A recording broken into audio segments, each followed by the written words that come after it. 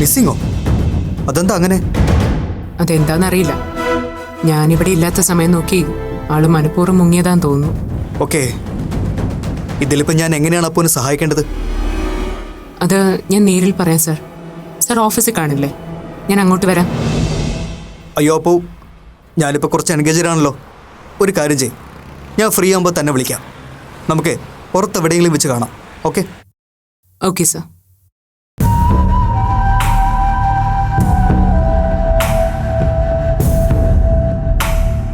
നീ ഇതെന്ത് ഭാവിച്ച അപ്പോ? എന്തിനാ വക്കീലിലേക്ക് ഇക്കാര്യത്തിൽ ഇൻവോൾവ് ചെയ്യുന്നത്? അതിന്റെ ആവശ്യമുണ്ട്. അമ്മയോട് ചുളിവിൽ ഒരു ഗുഡ് ബൈയും പറഞ്ഞ് നൈസായിട്ടങ്ങ് മുങ്ങിയതല്ലേ വി പി സാറ്. എങ്ങോട്ടാ, എവിടാ, ആർക്കൊപ്പാ എന്നൊന്നും നമുക്കറിയില്ലല്ലോ. നാളെ കാലത്ത് എന്തെങ്കിലും സംഭവിച്ചു പോയാ നമ്മളെന്ത് ചെയ്യും? എന്ത് സംഭവിക്കാൻ? ഒന്നും സംഭവിക്കില്ല. ഇപ്പൊ വി പി എവിടെയെങ്കിലും സേഫായിട്ട് സെറ്റിൽ ചെയ്തിട്ടുണ്ടാവും. അത് അമ്മയുടെ ഒരു വിശ്വാസം മാത്രം. കാര്യങ്ങൾ അങ്ങനെ അല്ലെങ്കിൽ പിന്നെ നമ്മളെന്ത് ചെയ്യും?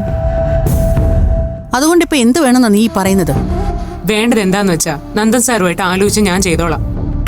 ചിലപ്പോ മാൻ മിസ്സിങ്ങിന് പോലീസിൽ കംപ്ലൈന്റ് ചെയ്യേണ്ടി വരും. അപ്പോ വെറുതെ ആവശ്യമില്ലാത്ത പണിക്കൊന്നും നീ പോണ്ട. വി പി ഇവിടുന്ന് പോകുന്നു എന്ന് അറിയിച്ചിട്ട് തന്നെ പോയത്. ഇനി അതിന്റെ പുറകെ ഇറങ്ങി തിരിച്ചിട്ട് ആവശ്യമില്ലാത്ത പൊല്ലാപ്പോളൊന്നും നീയായിട്ട് ഉണ്ടാക്കി വെക്കണ്ട. അങ്ങനെ വാക്കാൽ പറഞ്ഞിട്ട് പോയാൽ പറ്റില്ലല്ലോ. എന്നേക്കുമായിട്ടാണ് വി പി സാർ ഇവിടെ നിന്ന് ഗുഡ് ബൈ പറഞ്ഞതെങ്കിൽ അത് രേഖാമൂലം എഴുതി തന്നിട്ട് വേണ്ടായിരുന്നു പോവാൻ. അതിന്റെ ഒന്നും ആവശ്യമില്ല അപ്പോ. അമ്മയൊന്നും മിണ്ടാതിരിക്കുന്നുണ്ടോ? വേണ്ട എന്താന്ന് എനിക്കറിയാം. 24 മണിക്കൂറിനകം വി പി ഇവിടെ തിരിച്ചെത്തിക്കുമെന്ന് ഞാൻ പറഞ്ഞത് വെറുതെ അല്ല. ബുദ്ധി വി പിക്ക് മാത്രമല്ലെന്ന് കാണിച്ചു കൊടുക്കുന്നുണ്ട് ഞാൻ.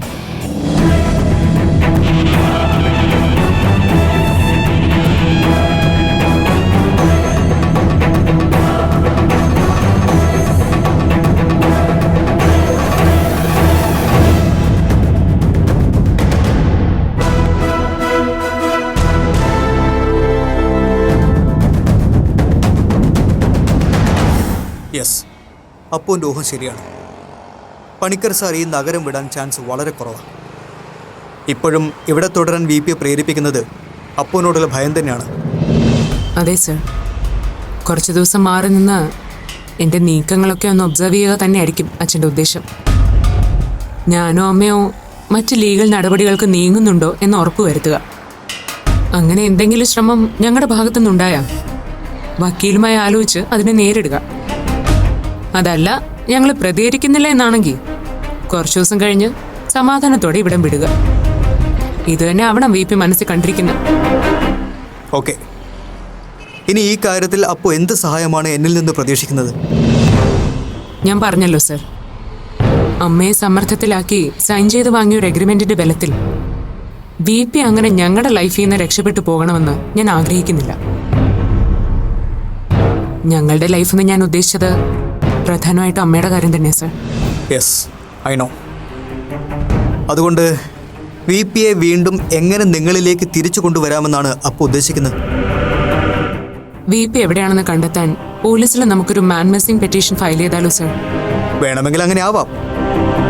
പോലീസ് ആ പരാതി ടേക്കപ്പ് ചെയ്തോളൂ. വളരെ ഈസിയായി പണിക്കർ സാറിനെ അവർ കണ്ടെത്തി കോടതിയിൽ പ്രൊഡ്യൂസ് ചെയ്തോളൂ. പക്ഷേ അങ്ങനെ ഒരു കോംപ്ലിക്കേറ്റ് ഗ്രൗണ്ടിലേക്ക് ഈ കേസ് വലിച്ചഴക്കണമെന്നാണ് നമ്മൾ ആദ്യം ചിന്തിക്കേണ്ടത്. തൽക്കാലം അച്ഛൻ്റെ മുന്നിലൊന്ന് ജയിച്ച് കാണിക്കാമെന്നല്ലാതെ അപ്പോൾ ഉദ്ദേശിക്കുന്നത് പോലൊരു നേട്ടം അതുകൊണ്ടുണ്ടാവുമെന്ന് എനിക്ക് തോന്നുന്നില്ല. മാത്രമല്ല, അത് പണിക്കർ സാറും ഫാമിലിയും തമ്മിലുള്ള അകലം വർദ്ധിപ്പിക്കുകയുള്ളൂ. പിന്നെ വി പി എവിടെയാണെന്ന് കണ്ടെത്താൻ നമുക്ക് എന്ത് ചെയ്യാൻ പറ്റും sir? Out of the way നമുക്കൊന്ന് ശ്രമിച്ചാലോ എന്നാണ് ഞാൻ ആലോചിക്കുന്നത്. ഔട്ട് ഓഫ് ദി വേ എന്ന് പറയുമ്പോൾ പ്രത്യക്ഷത്തിൽ നമ്മൾ ഈ കേസിൽ വി പിയെ ഫൈൻഡ് ഔട്ട് ചെയ്യാൻ പോലീസിൽ പെറ്റീഷൻ ഫയൽ ചെയ്യുന്നില്ല. പക്ഷേ അവരുടെ സഹായത്തോടെ പണിക്കർ സാറിനെ നമ്മൾ കണ്ടെത്തുന്നു. അതെങ്ങനെ ശരിയാവും സർ? പോലീസിന്റെ സഹായത്തോടെ എന്ന് പറയുമ്പോ സോറി, എനിക്ക് മനസ്സിലാവുന്നില്ല. നമ്മളെ സഹായിക്കാൻ മനസ്സുള്ള അത്യാവശ്യം ചില സൗഹൃദങ്ങളൊക്കെ പോലീസിൽ എനിക്കുണ്ട്. അവരുടെ സഹായത്തോടെ വി പി എവിടെയാണെന്ന് നമുക്ക് ലൊക്കേറ്റ് ചെയ്യാൻ പറ്റിയ അതല്ലേ കുറച്ചുകൂടെ നല്ലത്. പക്ഷെ സർ, നമ്മൾ വി പിയെ കണ്ടെത്തിയാൽ തന്നെ അത് മനസ്സിലാക്കി വി പി അവിടെ നിന്ന് വേറെ ഏതെങ്കിലും സ്ഥലത്തേക്ക് മാറാനോ അല്ലെങ്കിൽ ഇവിടെ തന്നെ വിട്ടുപോകാനോ ശ്രമിക്കില്ലേ? അങ്ങനെ ഒരു ഹൈഡ് ആൻഡ് സീക്ക് ഗെയിമിന് പണിക്കർ സാറിനെ പോലെ ഒരാൾ മുതിരില്ലെന്നാണ് എൻ്റെ ഒരു കണക്കൂട്ടൽ. ഇനി അഥവാ VP അതിന് ശ്രമിച്ചാലും ഫോളോ ചെയ്യാനും കണ്ടെത്താനും നമ്മുടെ മുന്നിൽ സാധ്യതകളുണ്ടല്ലോ. ഈ വഴിയാണ് നമ്മൾ സ്വീകരിക്കുന്നതെങ്കിൽ തികച്ചും വ്യക്തിപരമായി തന്നെ ഈ ഇഷ്യൂവിനെ നമുക്ക് ഹാൻഡിൽ ചെയ്യാൻ പറ്റും. അച്ഛനും അപ്പവും മാത്രമുള്ളൊരു പ്രശ്നമായി VPക്ക് തോന്നുകയും ചെയ്യും. അപ്പുവിനോടും അമ്മയോടും ഉള്ള VPയുടെ പിണക്കവും വിരോധവും ഒന്നും ഒരു ലാർജ് സ്കെയിലിലേക്ക് പോവില്ല. അതുമാത്രമല്ല, കോടതിയുടെയും പോലീസിൻ്റെയും ഒരു എക്സ്റ്റേണൽ ഫോഴ്സ് ഇല്ലാതെ VPക്ക് മടങ്ങി വരാനുള്ള സാധ്യത ഉണ്ട് താനും. ഇപ്പോൾ അപ്പുവിന് കാര്യങ്ങൾ കുറച്ചുകൂടെ വ്യക്തമായില്ലേ? മനസ്സിലായി സർ. ശരിയാണ്. എങ്കിൽ പെറ്റീഷൻ ഫയൽ ചെയ്യാതെ തന്നെ സാർ ഈ പറഞ്ഞ വഴിയിലൂടെ തന്നെ നീങ്ങുന്നതാണ് നല്ലതെന്നാണ് എനിക്ക് തോന്നുന്നത്. ഓക്കെ, എങ്കിൽ ഞാനതൊന്ന് ഓപ്പറേറ്റ് ചെയ്ത് നോക്കാം. എന്നിട്ട് ഞാൻ അപ്പുവിനെ വിളിക്കാം. ആ സമയത്തിനിടയിൽ പണിക്കർ സാറിൻ്റെ ഭാഗത്ത് നിന്ന് എന്തെങ്കിലും റെസ്പോൺസ് ഉണ്ടോ എന്ന് അറിയാലോ. ശരി സർ. എന്തെങ്കിലും അപ്ഡേറ്റ്സ് ഉണ്ടെങ്കിൽ ഞാൻ അറിയിക്കാം. എങ്കിൽ താൻ വാ, ഞാൻ അടുത്ത ജംഗ്ഷനിൽ വിടാം. വേണ്ട സർ, ഞാൻ പോയിക്കോളാം. വാടോ, ഇതിന് പ്രത്യേകിച്ച് ഫീസൊന്നും വേണ്ട, താൻ കയറ്. ശരി.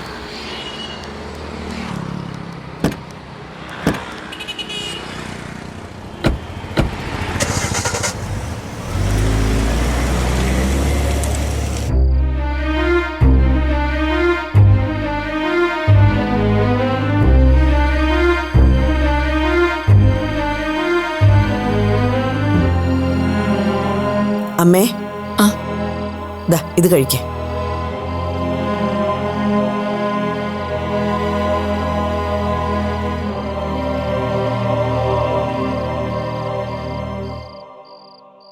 ഇപ്പൊ അമ്മയ്ക്ക് എങ്ങനെയുണ്ട്?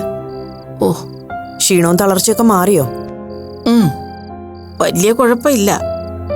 ഓ, എന്നാലും ആ താലികെട്ടൊന്ന് നേരെ ചൊവ്വയെ കാണാൻ പറ്റിയില്ലല്ലോ എന്ന് ഓർക്കുമ്പോൾ മനസ്സിനകത്തൊരു നീറ്റലാ മോളെ. ആ സമയത്ത് തന്നെ എനിക്കിങ്ങനെ വന്നുപോയല്ലോ. പോട്ടെ, അമ്മ ഇനി അതേപ്പറ്റി കൂടുതൽ ആലോചിച്ച് സങ്കടപ്പെടണ്ട. എന്തായാലും ചടങ്ങുകളെല്ലാം ഭംഗിയായിട്ട് കഴിഞ്ഞല്ലോ, അത്രേ ആശ്വാസം. വൈകിട്ടുള്ള റിസപ്ഷനും പ്രതീക്ഷിച്ചതിലും കൂടുതൽ ആളുണ്ടായിരുന്നു. എല്ലാവരും ഒരുവിധം ഹാപ്പി ആയിട്ട് പിരിഞ്ഞേന്ന് തോന്നുന്നു. ആ, ഇടയ്ക്ക് 1-2 കുഞ്ഞായ്മക്കാരും ഉണ്ടായിരുന്നു. ആ മങ്കൊമ്പിലെ വാസുക്കുട്ടൻ വന്നേ മുനവച്ചുള്ളൊരു ചോദ്യം, ഇനി കൊച്ചുമോളുടെ മതമാറ്റ ചടങ്ങിനും പാർട്ടി ഉണ്ടാവുമോ ഇന്ദിരേച്ചിന്ന്. എനിക്ക് ദേഷ്യം വന്ന് ഞാൻ വായിത്തോന്നി എന്തൊക്കെയോ പറഞ്ഞു. അല്ല പിന്നെ അല്ല, വിശേഷം പറിച്ചിട്ട് ഇതേവരെ തീർന്നില്ലേ? അമ്മയ്ക്കിപ്പോ എങ്ങനെയുണ്ട്? അമ്മയ്ക്ക് താലികെട്ട് ഭംഗിയായി കാണാൻ പറ്റാത്തതിലുള്ള സങ്കടമാ. അതിപ്പോ അമ്മയ്ക്ക് മാത്രമല്ലല്ലോ, ആർക്കും വേണ്ട പോലെ കാണാൻ പറ്റിയില്ല. എല്ലാരും അമ്മയ്ക്ക് പിന്നാലെ ആയിരുന്നില്ലേ?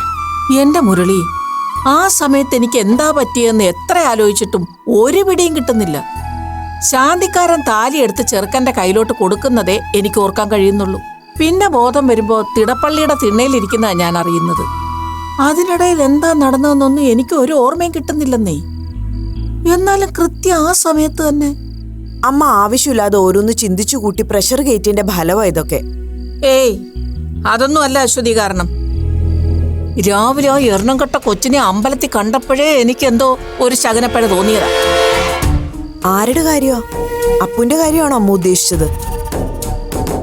പിന്നെ അല്ലാതെ ആരുടെ കാര്യം?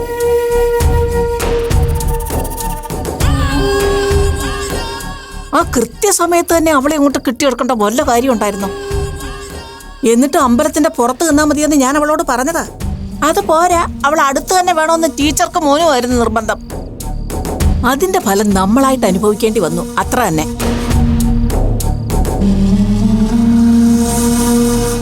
അത് കഴിഞ്ഞ് ആ മാറിന് അവിടുന്ന് പോയല്ലോ എന്ന് കരുതി ഇരിക്കുമ്പോ അപ്പ കിളിച്ചു വന്നതുപോലെ ദേ ആ രജിസ്റ്റർ ഓഫീസിൽ നിൽക്കുന്നു.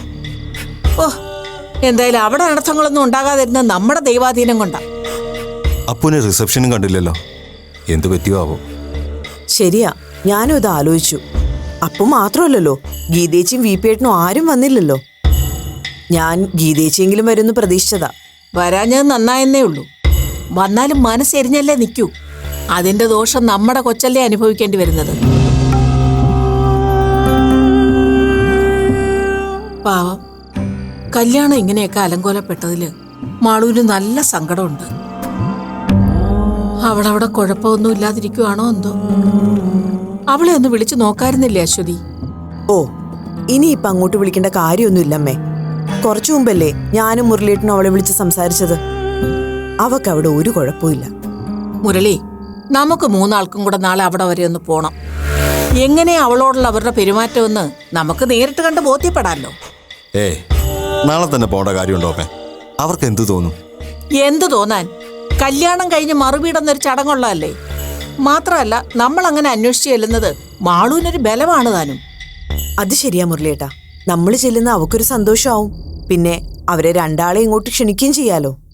ഏയ്, അങ്ങനെയുള്ള ഫോർമാലിറ്റീസിലൊന്നും ജോബിന് താല്പര്യം കാണില്ല. വെറുതെ എന്തിന് ഇനി അതിൻ്റെ പേരിൽ നമ്മളായിട്ട് ഇനി ഒരു ഇഷ്യൂന് തുടക്കമിടുന്നത്? അവർക്ക് എപ്പോൾ വേണേലും ഇവിടെ വരാമല്ലോ. പ്രത്യേകിച്ച് എന്ന് ക്ഷണിക്കേണ്ട കാര്യമൊന്നുമില്ലല്ലോ. നീ ഇങ്ങനെ അവനെ പേടിക്കാൻ തുടങ്ങിയ എങ്ങനെയാ മുരളി? കല്യാണം കഴിച്ചു കൊടുത്തു എന്ന് കരുതി മാളുവിൽ നമുക്ക് ഒരവകാശവും ഇല്ലെന്നാണോ? അതെ, അവൻ എന്ത് തോന്നുമെന്ന് കരുതി നമ്മൾ ചെയ്യാനുള്ള കാര്യങ്ങളും കടമകളും ചെയ്യാതിരുന്ന മോശമാണെന്നേ ഞാൻ പറയൂ. അവൻ എന്ത് വിചാരിച്ചാലും ഒരു കുഴപ്പമില്ല. നാളെ നമ്മൾ അവിടെ പോവുകയും വേണം. അശ്വതി പറഞ്ഞതുപോലെ അവരെ വിരുന്നിന് ക്ഷണിക്കുകയും വേണം. എന്നാ പിന്നെ അങ്ങനെ ആയിക്കോട്ടെ. അവളിവിടെ ഇല്ലാന്ന് ഓർക്കുമ്പോ എനിക്ക് മാളൂനെ വല്ലാതെ മിസ് ചെയ്യുന്നു. ശരിയാ, ആദ്യമായിട്ടാ അവളെ ഇങ്ങനെ പിരിഞ്ഞു നിൽക്കുന്നത്. നിങ്ങൾക്ക് ഇത്രയും വിഷമം തോന്നുന്നെങ്കിൽ നമ്മളെ പിരിഞ്ഞിരിക്കുന്ന അവളുടെ സങ്കടം എന്താണെന്ന് നിങ്ങളൊന്ന് ആലോചിച്ച് നോക്കൂ. അതാ ഞാൻ പറഞ്ഞത്, രാവിലെ നമുക്ക് അവിടെ വരെ ഒന്ന് പോകാന്ന്. ആ മുരളി, നാളെ പോകുന്ന വഴിക്ക് കുറച്ച് പലഹാരം കൂടെ വാങ്ങിക്കണം. ശരി, മതി. ബാക്കിയൊക്കെ നാളെ പറയാം. അമ്മ കിടക്കാൻ നോക്ക്. ഇപ്പോഴും നല്ല ക്ഷീണമുണ്ട്. ആ, എന്നാ ഞാൻ കിടക്കട്ടെ.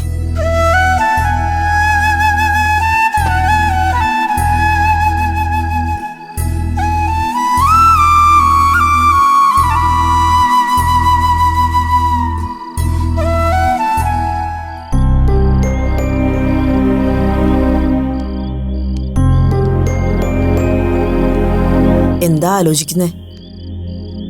ഹേയ്, അവളുടെ കല്യാണത്തെക്കുറിച്ച് എന്തൊക്കെ പ്രതീക്ഷകളായിരുന്നു.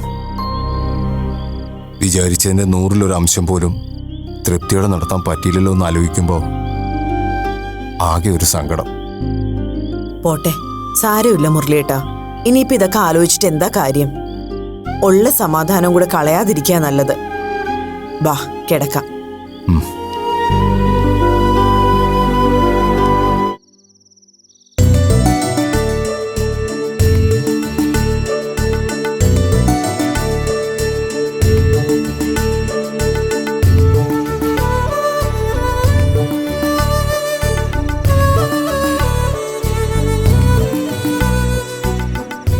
തൻ്റെ സങ്കല്പത്തിലുള്ള മണിയറ ഇങ്ങനെ ആയിരുന്നില്ലേ?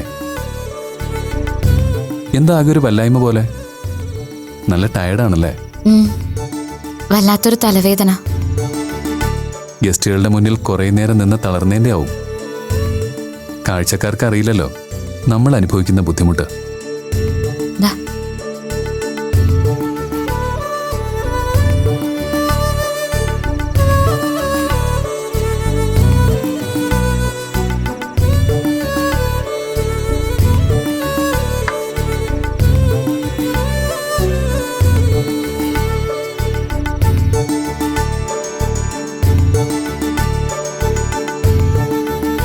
തന്നെ ഇങ്ങനെ സിമ്പിൾ വേഷത്തിൽ കാണാനാ എനിക്കിഷ്ടം.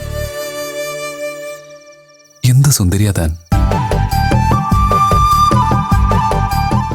ഞാൻ ആലോചിക്കായിരുന്നു, മമ്മിയുമൊത്ത് ഈ നാട്ടിലേക്ക് വരുമ്പോൾ അപ്പൂനെയും മാളൂനെയും ഒന്ന് പരിചയപ്പെടണമെന്ന മോഹം മാത്രമേ മനസ്സിലുണ്ടായിരുന്നുള്ളൂ.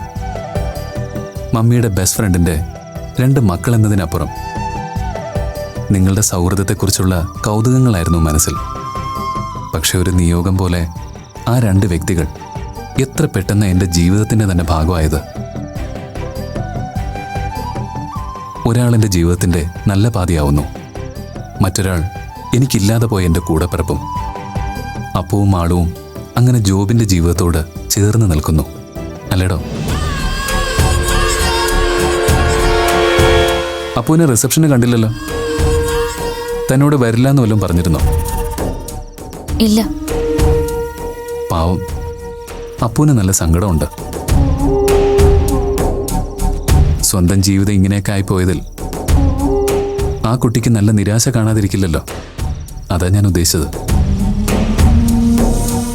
എടോ, ഒരു പുതിയ ജീവിതം തുടങ്ങാൻ നമ്മൾ അതിലേക്ക് കടക്കും മുമ്പ് തന്നോട് ആകെ 1-2 കാര്യമേ എനിക്കൊരു വ്യവസ്ഥയായിട്ട് പറയാനുള്ളൂ. അതിലൊന്ന് എൻ്റെ ഡെയ്സി ടീച്ചറെ കുറിച്ച്. നമ്മൾ കാരണം ഒരിക്കലും എൻ്റെ മമ്മിക്ക് സങ്കടപ്പെടാനൊരു അവസരം ഉണ്ടാവരുത്. പിന്നൊന്ന് അപ്പൂൻ്റെ കാര്യം തന്നെയാണ്. നമ്മളുള്ളിടത്തോളം ആരും ഇല്ലാന്നൊരു തോന്നൽ ഒരിക്കലും അപ്പൂന് ഉണ്ടാവാൻ പാടില്ല. ആരൊക്കെ അപ്പൂനെ ഉപേക്ഷിച്ചാലും ഒരു ഏട്ടനായി ഞാനും ഒരു നല്ല ഫ്രണ്ടായി താനും ഉണ്ടാവുന്നൊരു സുരക്ഷിതത്വ ബോധം അപ്പൂന് നമ്മൾ കൊടുക്കണം.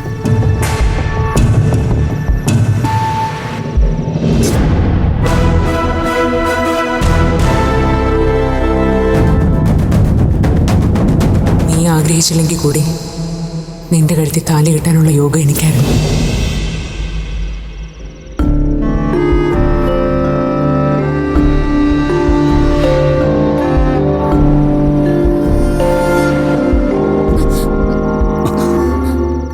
എന്താ നല്ല ക്ഷീണമുണ്ടല്ലേ തനിക്ക്? നമുക്കിന്ന് നല്ല കുട്ടികളായി നേരത്തെ ഉറങ്ങാം. ഇതും സങ്കല്പത്തിലില്ലാത്ത മണിയറ പോലെ സങ്കല്പത്തിലില്ലാത്തൊരു ഫസ്റ്റ് നൈറ്റ് ആയിക്കോട്ടെ. എന്താ? കിടന്നു. Good night. Good night.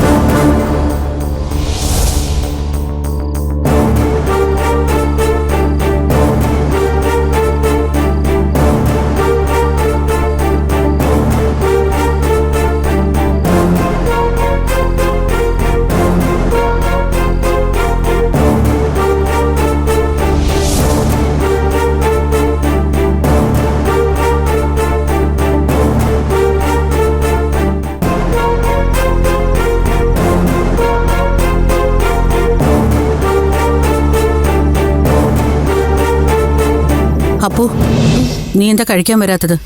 എനിക്ക് വേണ്ടമ്മ. എന്ന് പറഞ്ഞാൽ എങ്ങനെയാ? ഇന്നത്തെ ദിവസം ഒരു വക നീ കഴിച്ചിട്ടില്ല ഈ വീട്ടിൽ നിന്ന്. ഇങ്ങനെ ആയാൽ എങ്ങനെയാ? നിനക്ക് വേണ്ടെങ്കിൽ ഞാൻ ആർക്കു വേണ്ടി ഇതൊക്കെ കഷ്ടപ്പെട്ടുണ്ടാക്കുന്നേ? വാ, വന്നെന്തെങ്കിലും കഴിക്കേ. വെറുതെ എന്തിനാ നീ ഇങ്ങനെ അത്താഴപ്പട്ടിണി കിടക്കുന്നേ? അമ്മ പ്ലീസ്, ഒന്നും കഴിക്കാനുള്ള മൂഡിലല്ല ഞാൻ. അപ്പോ എന്തു പറ്റി നിനക്ക്? സുഖമില്ലേ? എനിക്ക് വയറ് വേദനിച്ചിട്ട് വയ്യ. നേരത്തിനും കാലത്തിനും ഒന്നും കഴിക്കാതിരുന്നിട്ട് ഗ്യാസ് കയറിയതാവും. ഭക്ഷണം കഴിക്കാൻ പറഞ്ഞാൽ നീ കേൾക്കില്ലല്ലോ. ഓ, ഇത് അതിൻ്റെ ഒന്നും അല്ല. പിന്നെ ഓ, ഇനി 4-5 ദിവസത്തേക്ക് തൊട്ടതിന് പിടിച്ചതിനൊക്കെ ദേഷ്യമായിരിക്കുമല്ലോ. ആഹാരവും കണക്കാ. അതെ, ദേഷ്യപ്പെടില്ലെങ്കിൽ ഒരു കാര്യം ചോദിക്കട്ടെ. വിപിയുടെ കാര്യം നന്ദൻ സാറുമായിട്ട് ഡിസ്കസ് ചെയ്തിട്ട് എന്തായി? മാൻ മിസ്സിംഗ് കേസ് കൊടുക്കണം തന്നെയാണോ അയാൾ പറയുന്നത്? കേസ് കൊടുക്കാതെ തന്നെ വിപി എവിടെ ഉണ്ടെന്ന് കണ്ടുപിടിക്കാൻ പറ്റുമെന്ന് ശ്രമിച്ചു നോക്കാമെന്ന് നന്ദൻ സാർ ഏറ്റിട്ടുണ്ട്. പോലീസിലുള്ള സാറിന്റെ കുറച്ച് പരിചയക്കാർ വഴി ഒരു അന്വേഷണം നടത്തി നോക്കാന്ന് പറഞ്ഞു. അപ്പോ പറയുമ്പോ നീ വെറുതെ ചാടിക്കടിക്കാൻ വരല്ലേ? കേസ് കൊടുത്തും പാരലൽ അന്വേഷണം നടത്തിയും വിപിയെ കണ്ടെത്താൻ നീ ശ്രമിക്കുന്നത് എന്തിനു വേണ്ടിയാണെന്ന് എനിക്കിപ്പോഴും മനസ്സിലാവുന്നില്ല. ഇനി ഇപ്പൊ നിന്റെ ശ്രമം വിജയിച്ചു എന്ന് തന്നെ ഇരിക്കട്ടെ. ഈ വീട്ടിൽ മുമ്പ് നടന്നതൊക്കെ തന്നെ തുടർന്നും നടക്കാൻ പോകുന്നുള്ളൂ. അല്ലാതെ നീ കരുതും പോലെ വിപി മാറുമെന്നോ നിന്നെ അക്സെപ്റ്റ് ചെയ്യുമെന്നോ എനിക്കൊരു പ്രതീക്ഷയില്ല.